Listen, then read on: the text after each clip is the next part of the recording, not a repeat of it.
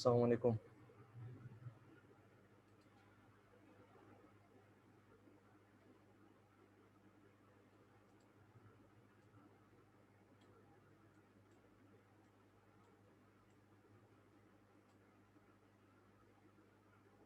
Wait करेंगे दूसरे students का ज्वाइन कर लें वो, उसके बाद हम जो है सेशन अपना स्टार्ट करेंगे। पहला सेशन है तो आज के दिन वेट कर लेते हैं।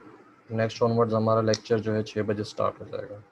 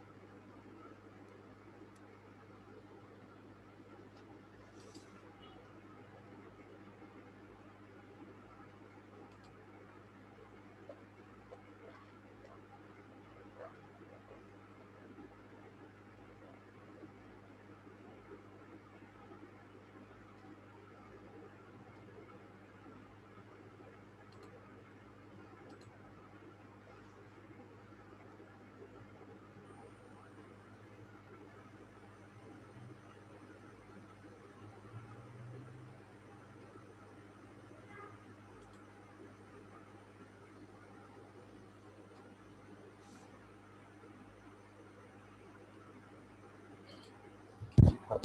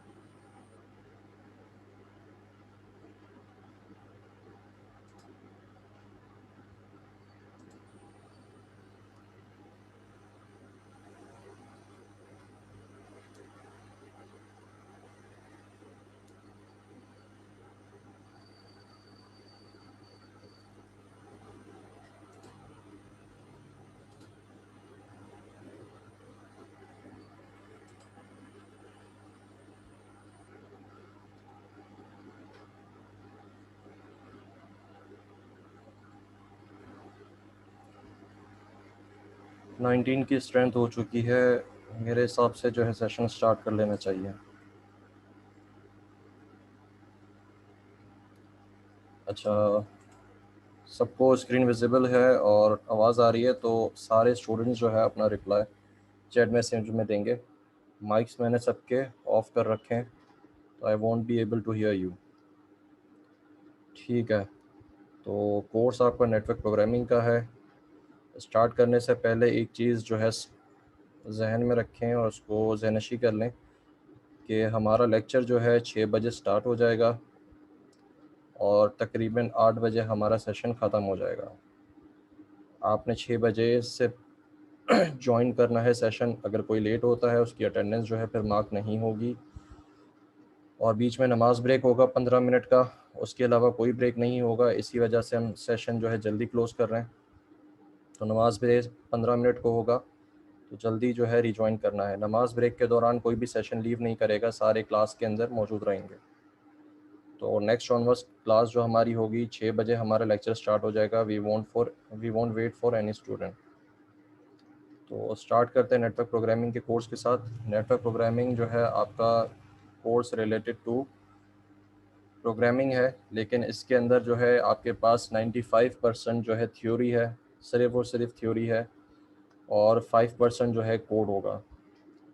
कुछ बच्चे मिसकंसेप्शन के साथ आते हैं कि इसके अंदर जो है आप मोस्ट ऑफ द कोर्स में आप प्रोग्रामिंग के बारे में जो है रिलेट करोगे उससे, लेकिन जो है आपको जब कोर्स पढ़ते हो तो पता चलता है कि 95% जो है थ्योरी ही है, सिर्फ 5% जो है वो कोड का है।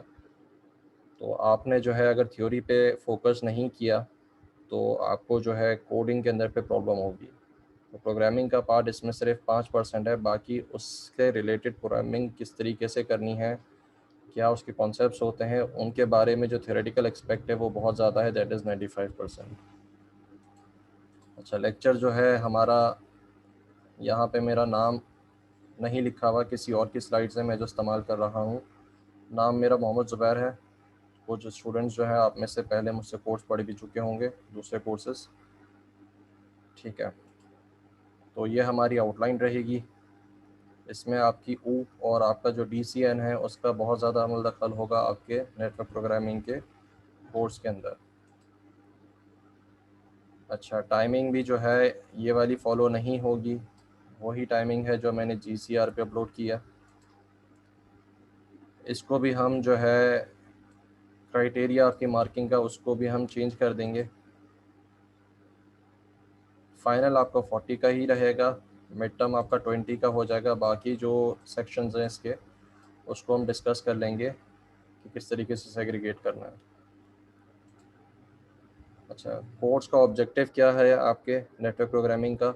द ऑब्जेक्टिव इज़ दैट कि आप जो है क्लाइंट और सर्वर एप्लीकेशंस के बारे में पढ़ोगे और उन पे सॉकेट प्रोग्रामिंग किस तरीके से अप्लाई की जाए उसके बारे में पढ़ोगे।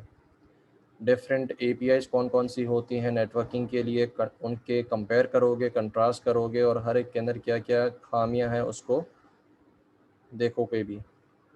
इसी तरीके से किस तरीके से जो है लाइब्रेरीज़ को इम्प्लीमेंट किया जाए ताकि हमारी कम्युनिकेशन जो है between the applications over the network हो सके।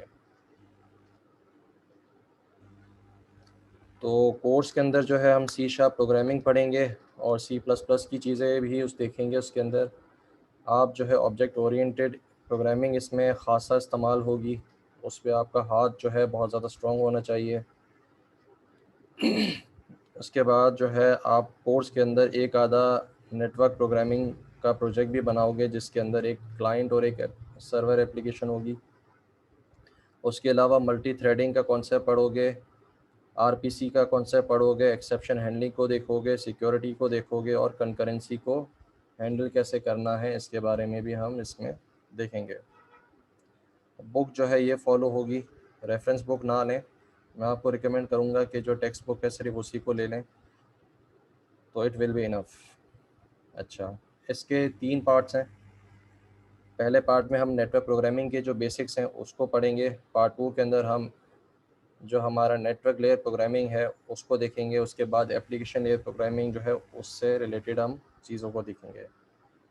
तो नेटवर्क प्रोग्रामिंग स्टार्ट करने के लिए कुछ इंट्रोडक्टरी टॉपिक्स आपको पता होने चाहिए, उसको हम डिस्कस कर लेते हैं। सबसे पहले प्रोग्रामिंग के एस्पेक्ट को देखेंगे। उसमें आता है आपके पास स्ट्रक्चर और नॉन स्ट्रक्चर्ड लैंग्वेजेस का कॉन्सेप्ट। तो स्ट्रक्चर्ड और नॉन स्ट्रक्चर्ड लैंग्वेजेस क्या होती हैं इसको रीड करें, पैराग्राफ्स को, उसके बाद मैं आपको ब्रीफ करूँगा।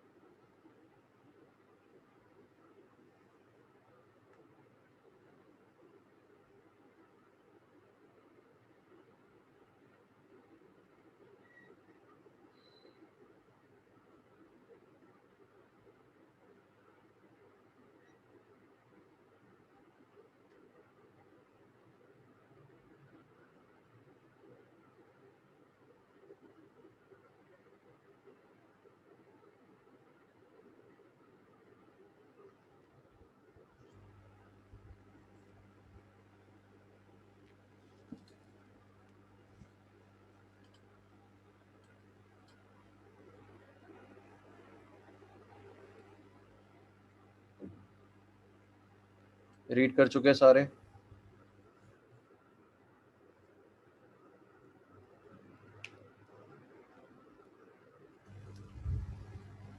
ठीक है, तो दो कॉन्सेप्ट्स के बारे में यहाँ पे बात हो रही है, एक स्ट्रक्चर्ड प्रोग्रामिंग और दूसरा non structured programming. Structured programming में क्या होता है, आप अपने कोड को स्ट्रक्चर वाइज कोड करते हो, आप उसको फंक्शंस में, क्लासेस में, मॉड्यूल्स में डिवाइड करते हो, उसको मॉड्यूलर प्रोग्रामिंग भी कहा जाता है।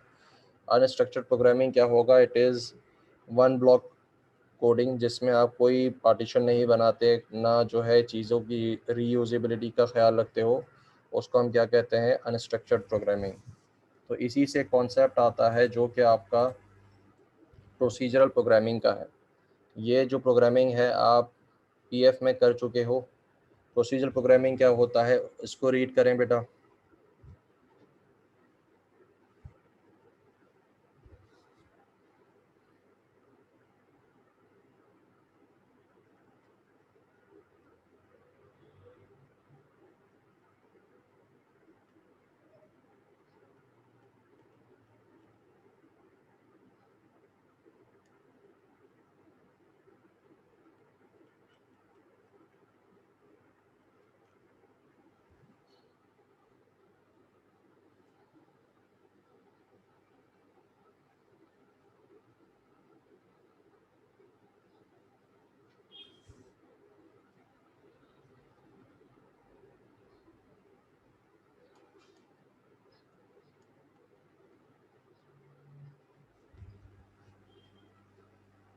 प्रोसीजरल प्रोग्रामिंग जो है आपके पास, it is the style of programming जहाँ पे आप ज़्यादा से ज़्यादा अपने कोड को जो स्ट्रक्चर देते हो, वो क्या करते हो, उसमें आप मेथड्स या फंक्शंस बना लेते हो, जिसको प्रोसीजर्स कहा जाता है। इस वजह से इसको प्रोसीजरल प्रोग्रामिंग भी कहा जाता है।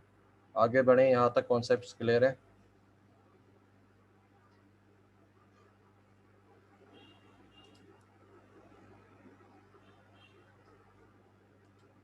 ठीक है।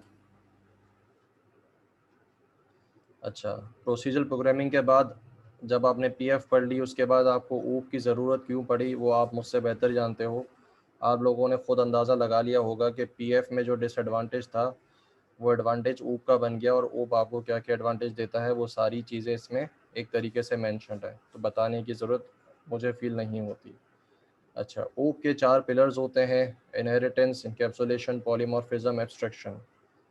तो बेसिक टर्मिनोलॉजीज को देख लेते हैं ऊप की। ऑब्जेक्ट क्या होता है, क्लास क्या होता है, मेथड क्या होता है, इंस्टेंस क्या होता है।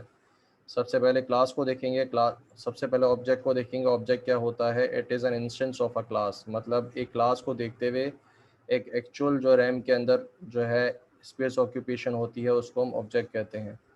क्लास जो है वो ब्लूप्रिंट होता है किसी भी ऑब्जेक्ट के लिए, किसी भी स्ट्रक्चर का या किसी भी एंटिटी का। मेथड जो है उस क्लास के बिहेवियर होते हैं। इंस्टेंस जो है एक क्लास की ऑब्जेक्ट की एग्जिस्टेंस को हम इंस्टेंस कहते हैं। अच्छा, अब यहाँ पे दो चीज़ों का कॉन्सेप्ट है, एक एब्स्ट्रैक्शन, एक इनकैप्सुलेशन। एब्स्ट्रैक्शन का मतलब होता है चीज़ों को जनरलाइज करना, उनको एब्स्ट्रैक्ट वे में डिफाइन करना। इनकैप्सुलेशन का मतलब होता है चीज़ों को रैप करना या चीज़ों को अप्रोप्रिएट एक्सेस प्रोवाइड करना। इसको रीड कर लें, इन 4 पॉइंट्स को।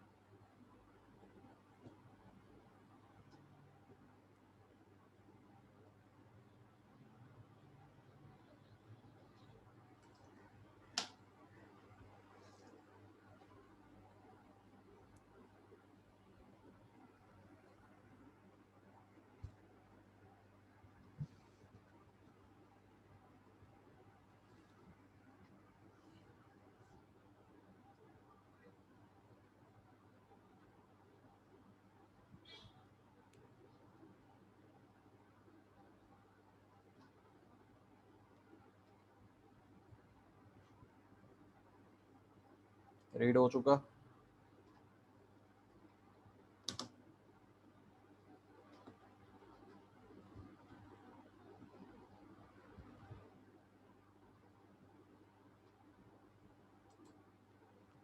ओके,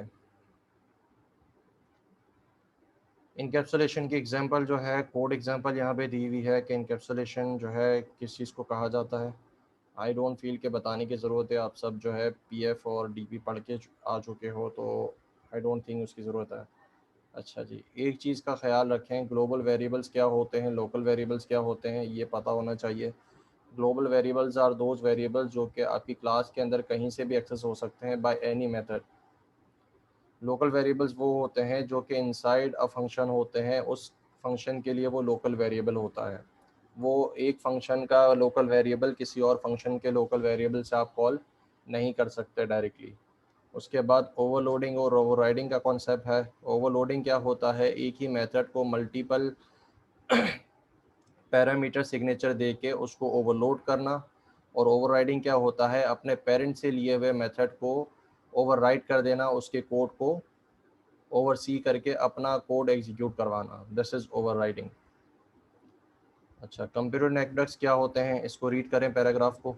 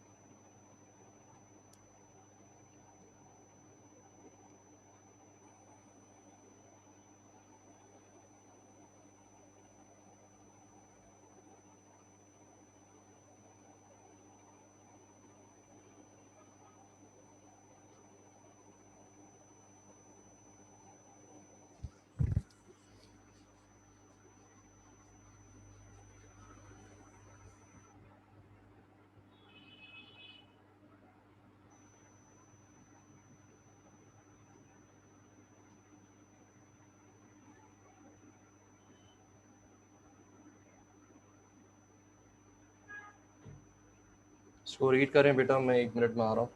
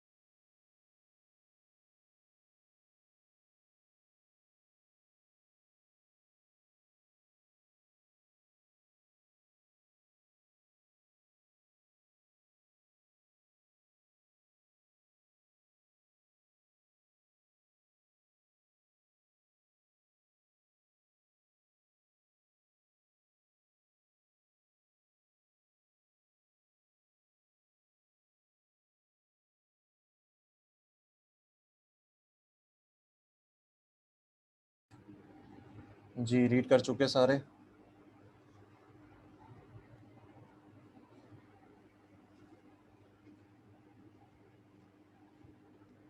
अच्छा, तो कंप्यूटर नेटवर्क्स जो है बेटा, एक कनेक्शन को कहते हैं, एक नेटवर्क को कहते हैं जो कि कंपोज होता है by the connection of computers. Computers को अगर आपस में एक दूसरे से कनेक्ट कर दिया जाए तो वो एक नेटवर्क बनाते हैं, और ऐसे नेटवर्क को हम कहते हैं कंप्यूटर नेटवर्क। और उसमें जो कंप्यूटर्स कनेक्टेड होते हैं उन कंप्यूटर्स को कहा जाता है नोड्स। ठीक है। कंप्यूटर नेटवर्क जो है ज़्यादातर शेयरिंग के लिए यूज़ होता है, रिसोर्सेज की, इंटरनेट को एक्सेस करने के लिए यूज़ होता है, फाइल प्रिंटर्स हार्डवेयर को एक्सेस करने के लिए इस्तेमाल होता है। इसके अलावा एक मल्टीपर्पज़ कनेक्शन भी जो होता है, जो कि क्या करता है, एक सिंगल कंप्यूटर को अपने लिमिट से बाहर जाके चीज़ें प्रोसेस या चीज़ों को इस्तेमाल करने की एबिलिटी देता है। अच्छा, अब जिस तरीके से आपने नेटवर्क बनाया है उसकी अगर स्ट्रक्चर को कहें तो स्ट्रक्चर जो है बहुत सारे टाइप्स के हो सकते हैं। तो उनको स्ट्रक्चर्स को हम क्या कहते हैं, टोपोलॉजीज़ कहते हैं।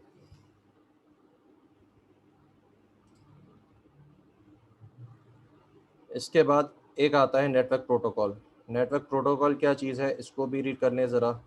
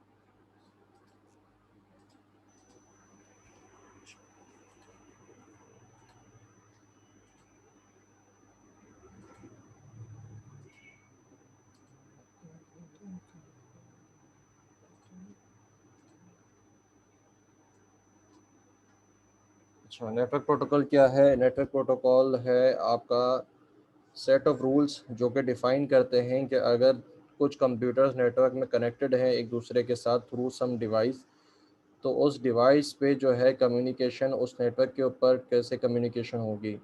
सपोज़ करें कि आप जो है एक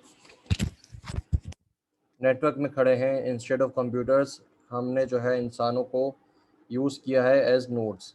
अब अगर हर एक लाइन पे हर एक आदमी जो है वो बोलने लगेगा तो किसी को भी किसी की बात समझ में नहीं आएगी। इसलिए हमें क्या करना पड़ता है, हमें एक रूल बनाना पड़ता है कि जब कोई एक शख्स बोल रहा होगा तो सब बाकी सारे उसकी बात सुनेंगे।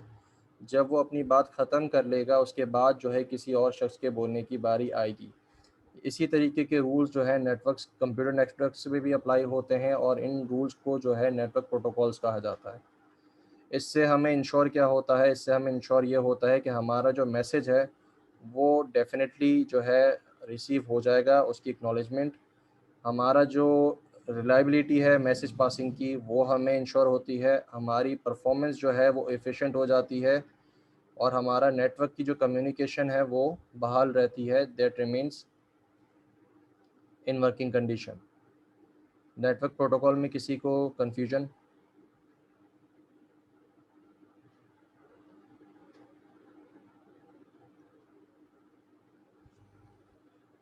हसन हबीब, उसका इस प्रोग्रामिंग नेटवर्क प्रोग्रामिंग से कोई ताल्लुक नहीं है, वो डीसीएन और राउटिंग स्विचिंग का पार्ट है।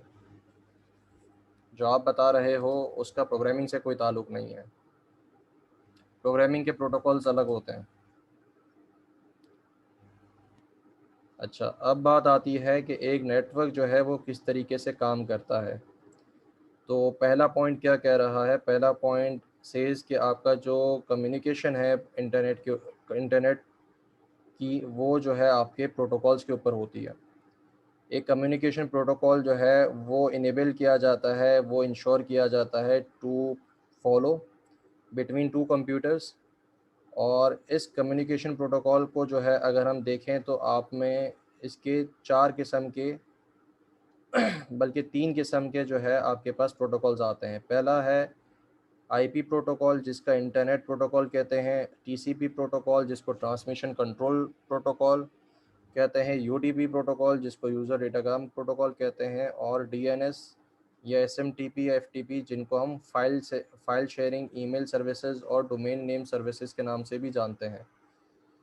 आईपी प्रोटोकॉल क्या होता है? ये बताता है कि आपके पास जो पैकेट्स हैं जिसमें डेटा का ब्लॉक्स पड़े होते हैं, वो क्या एक नोड से दूसरी नोड पे किस तरीके से जाएंगे और किस तरीके से उनको इंटरप्रेट किया जाएगा। टीसीपी और यूडीपी प्रोटोकॉल्स क्या करते हैं कि किस प्रोटोकॉल्स को यूज़ करते हुए जो है हमें डेटा भेजना है, वो प्रोटोकॉल जो है टीसीपी और यूडीपी के अंदर डिफाइंड होता है।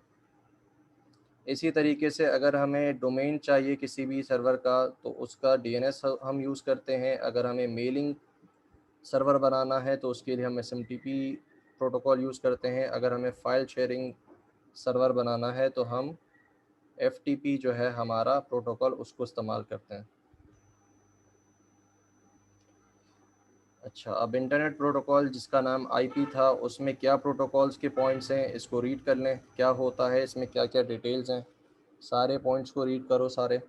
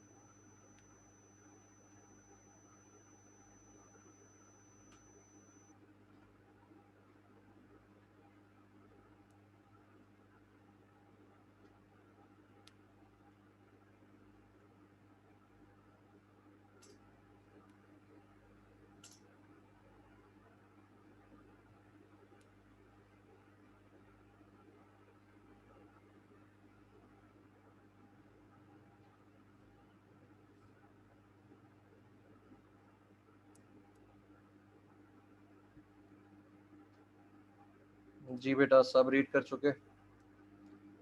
ये स्टूडेंट्स जो है, पार्टिसिपेंट्स बढ़ते कैसे जा रहे हैं, कितने स्टूडेंट्स हैं क्लास में? सारे स्टूडेंट्स बेटा एक चीज़ कंफर्म कर लो कि तुम्हारी आईडी यही वाली है। ऐसा ना हो कि किसी और आईडी में तुम इनरोल्ड हो और ड्रॉप हो जाओ, क्योंकि इतने students I don't think so मेरे पास हैं इस क्लास के अंदर।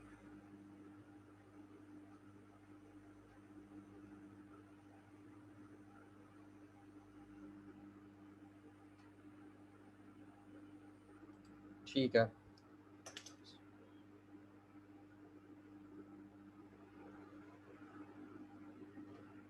अच्छा जी, ठीक है।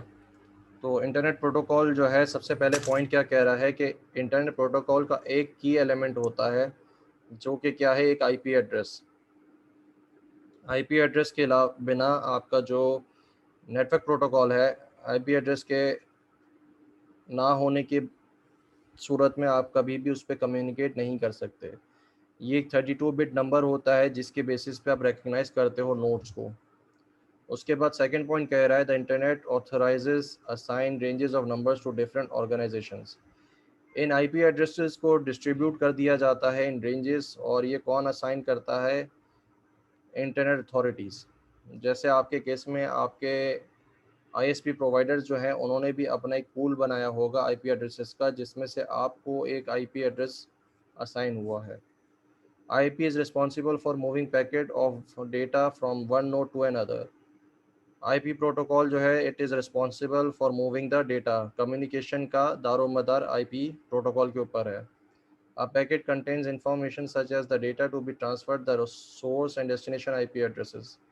एक डेटा पैकेट जो है उसकी इंफॉर्मेशन के अंदर दो आईपी एड्रेसेस होते हैं, एक सोर्स का एक डेस्टिनेशन का, कि कहाँ से डेटा आ रहा है और कहाँ से डेटा हमें सॉरी कहाँ से डेटा आ रहा है और किस तरफ डेटा हमें लेके जाना है।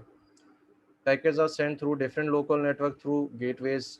जब आप एक नेटवर्क से दूसरे नेटवर्क के अंदर आप इंटर करते हो, आपका पैकेट इंटर करता है, वो क्या कहलाता है, the end point is called gateway.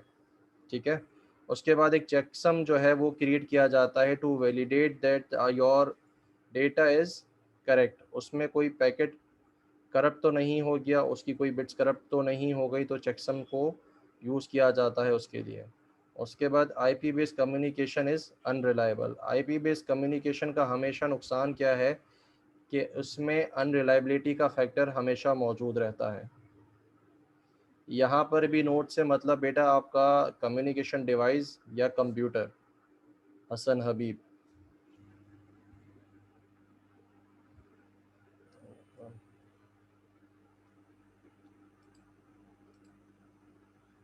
उसके बाद टीसीपी हमने प्रोटोकॉल देखा था। टीसीपी प्रोटोकॉल क्या होता है, इसको रीड करें पॉइंट्स को।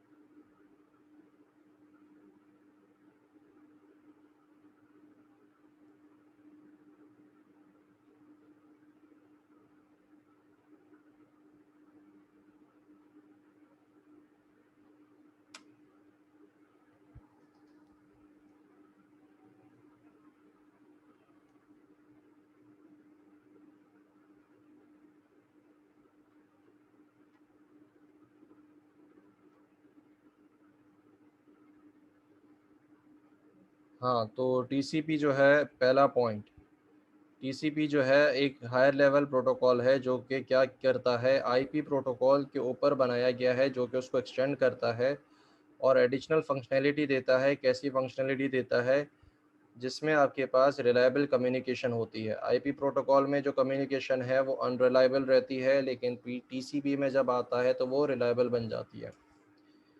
TCP adds support to detect errors or lost data and to trigger retransmission until the data is correctly and completely received. आपका जो TCP है वो आपको एक सपोर्ट देता है, एक फिजिबिलिटी देता है कि आपका जो डेटा है उसमें एरर्स को डिटेक्ट कर सकें, और उसमें जो अगर लॉस आता है तो आप पैकेट की रीट्रांसमिशन करवा सकें, और उसकी कॉन्क्रीटनेस के हमारा जो डेटा पैकेट है वो करेक्ट रिसीव हुआ है या नहीं हुआ उसको इंश्योर करता है। उसके बाद कनेक्शन ओरिएंटेड होता है टीसीपी, मतलब आपके यूज़र जब कनेक्ट करेगा, मतलब क्लाइंट आपका कनेक्ट करेगा तो सर्वर का होना मौजूद है।